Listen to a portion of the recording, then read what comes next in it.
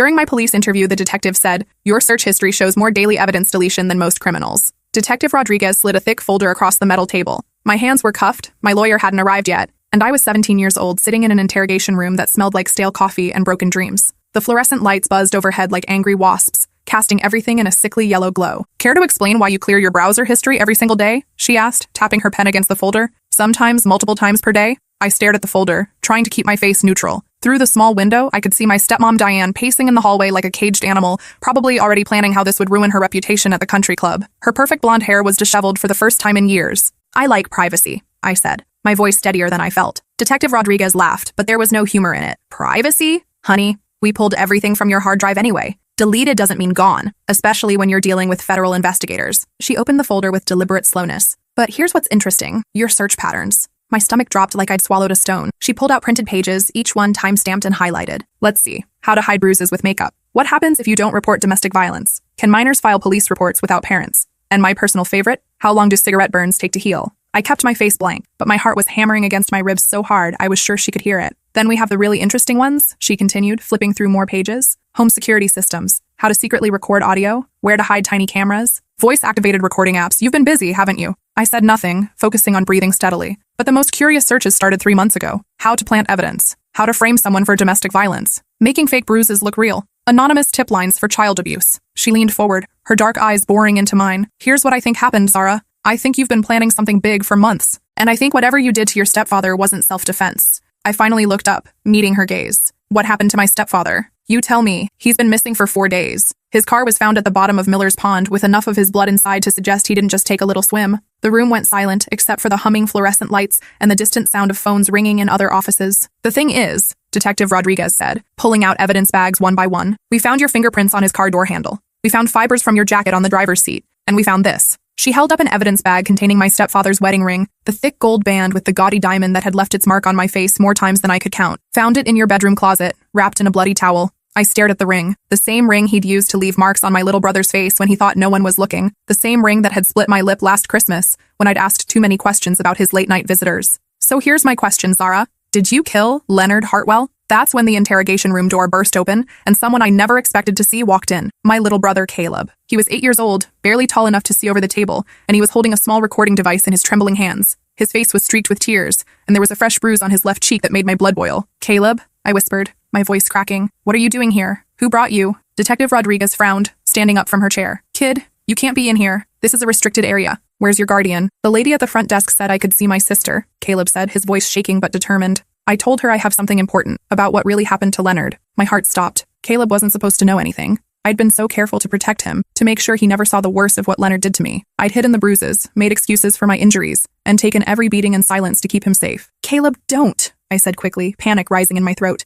"You don't need to be here. Go back to Mom." "I can't." His lip quivered. "Mom's in the hospital. Uncle Vince brought me here. He said I had to tell the truth about what you did." Detective Rodriguez's expression sharpened. "Vincent Morrison brought you? Where is he now?" "He's waiting in the parking lot," Caleb said. "He told me what to say, but I can't lie anymore. I'm tired of being scared all the time." He looked at me with those big brown eyes that made everyone want to protect him. "Zara didn't kill Leonard, but I know who did, and I have proof." The detective exchanged glances with me, then gestured to a chair. "Okay, son, why don't you sit down and tell me what you know? But first, I need to call child services to make sure you have proper representation here." "No," Caleb said firmly, sounding older than his 8 years. "If you call anyone, Uncle Vince will know I told. And he'll hurt Zara worse than Leonard ever did." He climbed onto the chair, still clutching the recorder. His small hands were shaking so badly he could barely hold it steady. "I've been recording everything for months," he said. "Zara taught me how to use her old phone to make voice recordings. She said if anyone ever tried to hurt me, I should have proof." My throat tightened. That had been back in January after I'd found Caleb hiding in his closet with a bloody nose. Leonard had been helping him with homework, and Caleb had given the wrong answer one too many times. I'd shown him how to use the voice memo app, hoping desperately he'd never need it. "What did you record, Caleb?" Detective Rodriguez asked gently, her entire demeanor shifting as she recognized the gravity of the situation. Caleb's hands shook as he pressed play on the small device. Leonard's voice filled the room, slurred with alcohol and thick with malice. "You tell anyone about this, you little brat, and I'll make sure your sister disappears forever. You understand me? There are ways to make people go away, and I know all of them." Then came the sound of Caleb crying, small sobs that cut through me like knives, followed by his terrified voice. "Please don't hurt Zara. Please, I'll be good. I promise I'll be good." Leonard's laugh was cold and cruel. "Your sister's been asking too many questions, poking around where she doesn't belong. Maybe it's time she learned what happens to nosy little girls." My vision blurred with rage. That bastard had been threatening Caleb with my safety, using his love for me as a weapon against him. When was this recorded? Detective Rodriguez asked, her voice tight with barely controlled anger. 3 weeks ago, Caleb whispered, wiping his nose with his sleeve. But there are lots more. Leonard didn't know I had Zara's old phone hidden in my room. He fast-forwarded through several recordings, his small fingers surprisingly deft with the device. Leonard's voice again, this time talking to someone on the phone. The kid's been asking too many questions. His sister too. I think they're starting to figure out what's really going on here. A different voice responded, crackling through the phone speaker with a familiarity that made my skin crawl. Then maybe it's time to clean house, Leonard. Start with the girl. Make it look like a teenage suicide. Kids these days, you know? So unstable. And the boy? Accident. Kids have accidents all the time, especially when they're grief-stricken over losing their big sister. Detective Rodriguez leaned forward, her knuckles white as she gripped the edge of the table. Do you know who he was talking to, Caleb? Caleb nodded, fresh tears spilling down his cheeks. Uncle Vince, Mom's brother. He comes over for dinner every Sunday and he always brings me presents. But they're not really presents. He struggled for the word. Bribes, I said quietly. He was bribing you to keep quiet about what you saw. There's more, Caleb said, advancing to another recording. From last week. This one's really bad. This time it was Uncle Vince's voice. Clearer now, like he was in the same room. The shipment comes in Thursday night. We'll use the kid's room to store it until we can move it to the warehouse. If the girl tries to interfere, I'll handle Zara. Leonard's voice cut in, filled with a viciousness that made my skin crawl. She's been getting too nosy anyway. Found her looking through my office files last month. Lucky for us, she thinks I'm just a cheating husband. Uncle Vince's laugh was even colder than Leonard's. What about the mother? Diane doesn't know anything. Too busy with her book club and yoga classes to pay attention to what's happening in her own house. She'll be devastated when her family dies in that car accident, but she'll get over it. The insurance money will help. And after Thursday? After Thursday, there won't be any witnesses left. The operation continues and we find a new safe house. Maybe somewhere without curious teenagers and recording devices. The recording ended with the sound of footsteps and a door closing. Detective Rodriguez stared at the device, then at me, her expression a mixture of horror and understanding. Zara, did you know your stepfather and uncle were involved in drug trafficking? I shook my head, but pieces were starting to fall into place like a puzzle I'd been trying to solve for months. Leonard's mysterious business trips that never seemed to involve actual real estate. The men who came to the house at odd hours, always entering through the back door. The way he'd gotten so violently angry when I'd accidentally walked into his office that night in February. I knew something was wrong, I said slowly, but I thought he was just cheating on Mom. The late nights, the secretive phone calls, the way he'd panic whenever I got too close to his office. What happened Thursday night, Caleb? The detective asked. Caleb looked at me with tears streaming down his face. I was supposed to be at Tyler's sleepover, but I got sick and threw up all over Mrs. Patterson's carpet. She called Mom to come get me. He paused, wiping his nose with his sleeve. The gesture was so achingly young that it broke my heart all over again. When we got home, there were trucks in our driveway. Big white ones like the kind that deliver stuff to stores. Mom didn't think anything was weird because Leonard told her he was expecting furniture for his office. I remembered that night. I'd been working a double shift at the diner, trying to save money for college applications. By the time I got home at midnight, everything had seemed normal. I snuck up to my room through the back door like I always do when I get home late, Caleb continued. But there were strange men moving boxes into it. My toys were all shoved in the closet and there were white bags everywhere. Lots of them. My stomach twisted.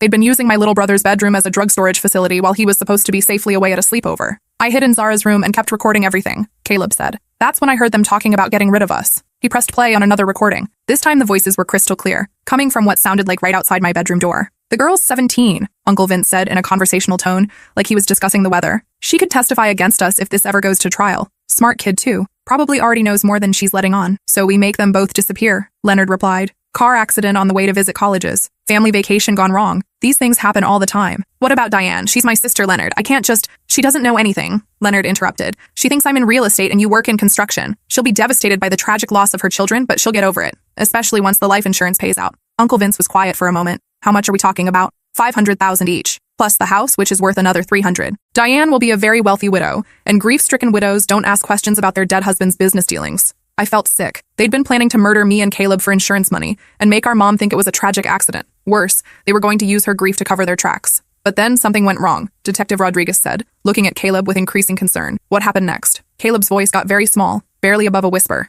Leonard found me. I thought I was being quiet, but I accidentally knocked over Zara's lamp trying to get closer to the door. He heard it fall. My hands clenched into fists. Did he hurt you? He tried to, Caleb said, unconsciously touching the fresh bruise on his cheek. He grabbed me really hard and said he was going to throw me in the pond like he did to Mrs. Chen's cat last month. But then, he looked at me with admiration that I didn't deserve. Zara came home early. Detective Rodriguez turned to me. Is that when you killed him? No, I said firmly. I didn't kill Leonard, but I know who did, and I know why. I looked at Caleb encouragingly. Tell her the rest, buddy. Tell her what really happened. Caleb took a shaky breath. Zara heard me screaming and ran upstairs. She found Leonard holding me by my shirt, and there was blood on his knuckles from where he'd hit me. She went crazy. Define crazy, Detective Rodriguez said. She grabbed my baseball bat from the corner of the room and hit Leonard as hard as she could, Caleb said. Right in the back. He let go of me and fell down, and when he tried to get up, she hit him again. In the stomach this time. I remembered that moment with perfect clarity. The sound the bat had made connecting with Leonard's ribs. The way he'd doubled over, gasping for air. The look of genuine surprise on his face, like he couldn't believe someone had finally fought back. Then he fell backwards and hit his head on the corner of my desk, Caleb continued. There was blood everywhere. On the carpet, on my bookshelf, even on some of my stuffed animals. My chest tightened, remembering the sound Leonard's head had made when it connected with the sharp corner of Caleb's wooden desk. The way his body had gone limp, his eyes rolling back. Was he dead? The detective asked. No, Caleb said. He was still breathing, making these weird choking sounds. Zara checked his pulse and said we had to call 911. But you didn't call 911, Detective Rodriguez observed. Because Uncle Vince came back, I said quietly. He'd forgotten something in one of the trucks. Caleb nodded. He heard the noise and came upstairs to check. When he saw Leonard on the floor bleeding, he started yelling at Zara. He said she'd ruined everything and that now the police would find out about the drugs. What did Vince do? Caleb's voice became barely a whisper, and I had to strain to hear him. He took one of the bags from my room, the white powder. He forced it down Leonard's throat while he was unconscious. My hands trembled, remembering the horror of watching my uncle murder my stepfather, while Leonard was helpless and barely conscious. The way Leonard's body had convulsed as Uncle Vince poured the cocaine down his throat. How long it had taken for him to stop moving. Then he made us help him move the body to Leonard's car, I said, my voice hollow. He said if we didn't help, he'd kill us both right there and tell everyone we'd overdosed on Leonard's drugs. He'd make it look like we'd gotten into his stash and accidentally killed ourselves. So you helped dispose of the body? We had to, I said. But I was recording everything on my phone. I hid it in my jacket pocket and let it run the entire time. I looked at Caleb. Show her the last recording. Caleb scrolled through the files on his device until he found the right one. This is the worst one, he warned Detective Rodriguez. It's really long and Uncle Vince says awful things. He pressed play. Uncle Vince's voice filled the room, calm and measured like he was giving a business presentation. Listen carefully, you two, because I'm only going to explain this once. Leonard died of a drug overdose. He'd been using for months, stealing from his own supply, and tonight he took too much. You found him like that when you got home and you panicked. That's your story. Then came my voice, trying to sound scared and confused. What about the blood? What about the bruises on Caleb? You'll say Leonard was high and violent. He attacked the boy during one of his drug-fueled rages, and when you tried to intervene, he fell and hit his head. Self-defense. Very tragic. Very believable. Uncle Vince paused, and there was the sound of a car door slamming. And Zara? If you're thinking about going to the cops with some sob story about abuse, remember, your fingerprints are all over that car now. Your DNA is in that house. Your baseball bat has Leonard's blood on it. No jury in the world is going to believe a troubled teenage girl with a history of fighting at school over a respected businessman and his grieving brother-in-law.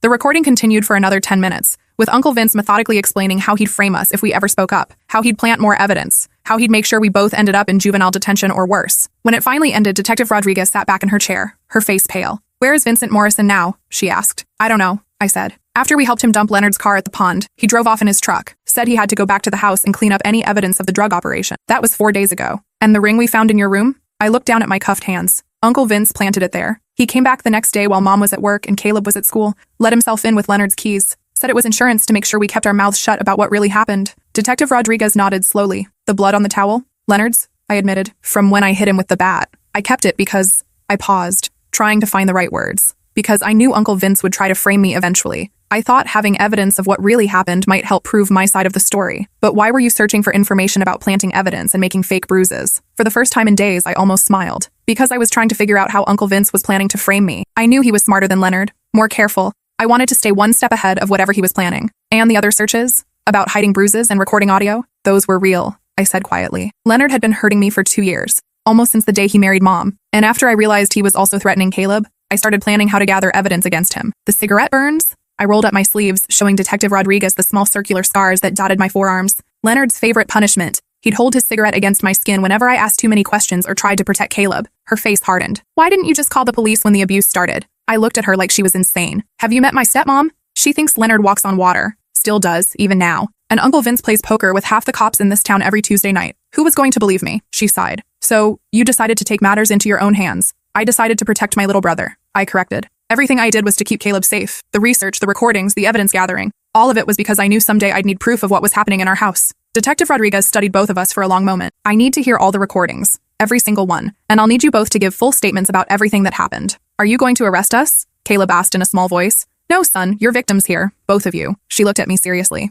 Though I wish you'd come to us sooner, Zara. We might have been able to prevent this whole situation. Would you have believed me? I asked. Really? A 17-year-old with a record of fighting at school, accusing her well-respected stepfather of abuse and drug trafficking, with no proof except some bruises that could have come from anywhere? She didn't answer, which was answer enough. Over the next 4 hours, Caleb and I told Detective Rodriguez everything. How Leonard's abuse had started small, yelling, grabbing, the occasional slap when Mom wasn't looking. How it escalated after he married our mom and realized she was completely oblivious to his true nature, too busy with her social life to notice what was happening to her own children. I told her about the first time I found drugs in his office, hidden behind legal textbooks in a secret compartment. How he'd caught me snooping and threatened to have me arrested for breaking and entering if I ever spoke up. How I'd started researching everything I could about gathering evidence and building legal cases because I knew someday I'd need proof that would stand up in court. Caleb shared recordings I'd never heard, conversations between Leonard and Uncle Vince about using our house as a distribution center for their operation, plans to expand their network using Leonard's legitimate real estate business as a front, details about corrupted officials who looked the other way in exchange for regular payments. There's something else, I said as we finished our statements. Leonard kept detailed files on all his clients, real estate and the other kind. He was obsessed with documentation, said it was the key to staying out of prison. Where are these files? Hidden safe in his office. Behind the law books on the third shelf, there's a fake panel that opens with a combination lock. The combination is Caleb's birthday, month, day, year. Detective Rodriguez raised an eyebrow. How do you know that? Because Leonard was an idiot, I said flatly. He used the same password for everything. His computer, his phone, his email accounts. He thought he was so smart and careful, but he was just predictable. Why Caleb's birthday? Because he was obsessed with control, Caleb said quietly. He used my birthday for everything. His passwords, his PIN numbers, even his gym locker combination. He said it was because I was his good luck charm, but really it was because he wanted to remind himself that he owned me. 2 hours later, Detective Rodriguez returned with a box full of evidence from Leonard's safe, financial records, client lists, photographs of transactions, and enough documentation to bring down a drug operation that had been running through our county for over 3 years. Your uncle has been very busy, she said grimly, spreading some of the documents across the table. This network involved at least 15 people, including 2 city council members, a judge, and 3 police officers. My phone, which had been returned to me as evidence was processed, suddenly buzzed with a text from an unknown number. You should have kept your mouth shut, little girl. Now you and your brother will pay for what you've done. I'm coming for you both. I showed the message to Detective Rodriguez. She immediately called for a tech specialist to trace the number. That's Uncle Vince, Caleb said, recognizing the area code. He uses that number for his business calls, the scary ones. We need to get you both into protective custody immediately, the detective said, already reaching for her radio. Vincent Morrison is dangerous and he's got nothing left to lose now that his operation has been exposed. What about Mom? I asked, panic rising in my chest. She's still at home. If Uncle Vince thinks we've talked to the police, Detective Rodriguez was already on her radio, dispatching multiple units to our house. All units, code 3 to 1247 Maple Street. Possible domestic violence situation in progress. Suspect is Vincent Morrison, armed and extremely dangerous. 25 minutes later, the radio crackled back. Detective Rodriguez, you need to get down here immediately. We found Diane Hartwell. She's alive, but barely. Looks like she's been drugged with something heavy duty, and there's significant evidence of a struggle throughout the house. My blood went cold. Is she going to be okay? They're taking her to County General now, came the response. But Rodriguez, Vincent Morrison was definitely here. Left about 2 hours ago, according to the neighbors. House has been completely ransacked. Looks like he was searching for something specific. Detective Rodriguez looked at us grimly. He was looking for evidence. Probably realized you kids had been more thorough in your documentation than he thought. The laptops, I said suddenly. Caleb and I both have computers in our rooms. If he took them, what's on your computers? Backups of everything, Caleb said with a note of pride in his voice. Zara taught me to save copies of all our recordings in 3 different cloud storage accounts. She said bad guys always go for the computers first when they're trying to destroy evidence. I'd never been so proud of my little brother's attention to detail. Detective Rodriguez shook her head in amazement. You two have been running a more sophisticated surveillance operation than most police departments. We didn't have a choice, I said. The adults in our lives were either hurting us, ignoring the hurt, or actively participating in it. We had to protect ourselves. Over the next few days, while Mom recovered in the hospital from what doctors determined was a near-fatal dose of fentanyl, Caleb and I stayed in a safe house on the outskirts of town. Our recordings and the evidence from Leonard's safe had led to the arrest of 17 people involved in the drug operation, including the judge and city council members who had been taking bribes to look the other way. But Uncle Vince was still out there, and everyone knew he wouldn't give up easily. The break came on day 8 of our protective custody. Caleb's hidden recorder, the one he'd been carrying when Uncle Vince took him to the police station, had a GPS tracking feature I'd activated months earlier as a safety measure for both of us. He's at the old Morrison construction warehouse on Industrial Road, Detective Rodriguez told us during one of her daily check-ins. SWAT is moving in within the hour. That's where Uncle Vince keeps his work trucks, Caleb said. He took me there once when Mom asked him to babysit. There are lots of places to hide things. 3 hours later, Vincent Morrison was in custody. He'd been planning to flee the country using fake identification documents, but first he'd wanted to clean up loose ends. Namely, me, Caleb, and our mom. They found detailed plans in his car for making our deaths look like a murder-suicide. Maps of our safe house location, which he'd obtained through one of his corrupt police contacts. Photographs of us taken from a distance, with notes about our daily routines and security protocols. Most chilling of all, they found a handwritten letter he'd planned to leave at the crime scene, supposedly written by me, confessing to killing Leonard in a fit of jealous rage and then murdering my family before taking my own life. He'd been watching us for over a week, Detective Rodriguez explained. Had our location, our schedules, everything. If we hadn't tracked him down when we did, she didn't need to finish the sentence. The trial was a media sensation that lasted for 6 months. Teenage girl and little brother take down drug ring was the headline that appeared in newspapers across the country. We became reluctant celebrities, with reporters constantly trying to interview us and documentary filmmakers wanting to tell our story. The judge called us remarkably brave and resilient during Uncle Vince's sentencing hearing. Vincent Morrison was sentenced to life without parole for Leonard's murder, plus additional charges for drug trafficking, conspiracy, and attempted murder of a police witness. Leonard's cause of death was officially ruled homicide by drug overdose, committed by Vincent Morrison. I was cleared of all charges, though the judge strongly recommended intensive counseling for both Caleb and me. The other members of the drug ring received sentences ranging from 15 to 30 years. The corrupt officials lost their positions and faced federal charges. Mom struggled tremendously with the truth about Leonard and her brother. The doctor said the fentanyl Uncle Vince had given her had caused some permanent memory issues, but she remembered enough to feel crushing guilt about not protecting us. I should have seen the signs, she said during one of our family therapy sessions, tears streaming down her face. Leonard was living in my house, hurting my children, and I was completely oblivious. What kind of mother does that make me? The kind who was being deliberately deceived by people she trusted. Our therapist replied gently. Leonard and Vincent were experts at manipulation. They specifically targeted you because they knew you wanted to believe in the perfect family. But Zara was just a child, Mom protested. She shouldn't have had to protect herself and Caleb. That was my job. Maybe not, I said quietly. But I'm glad I could do it. I'm glad I was strong enough. You were more than strong enough, the therapist said. What you accomplished, gathering evidence, protecting your brother, surviving years of abuse while maintaining your grades and holding down a job, that's extraordinary by any measure. 8 months after the trial ended, we moved to a new state where nobody knew our story. Mom got a job at a nonprofit organization that helped domestic violence survivors. She said she wanted to spend the rest of her life making sure other children didn't go through what we had. Caleb started seeing a specialized therapist who worked exclusively with child witnesses to violent crimes. He was doing well academically and had made several close friends, though he still slept with a nightlight and insisted on checking all the locks in our new house every night before bed. As for me, I decided to study criminal justice in college with a focus on victim advocacy. I wanted to become the kind of police officer who would have believed us from the beginning, who would have taken a teenage girl's claims of abuse seriously instead of dismissing them. On my 18th birthday, Detective Rodriguez called to check in and wish me well. How are you adjusting to your new life? She asked. It's different, I said, looking out the window of our small but safe apartment. Quiet, peaceful. Sometimes I forget what that feels like. And Caleb? He's teaching his friends at school how to use voice recording apps on their phones,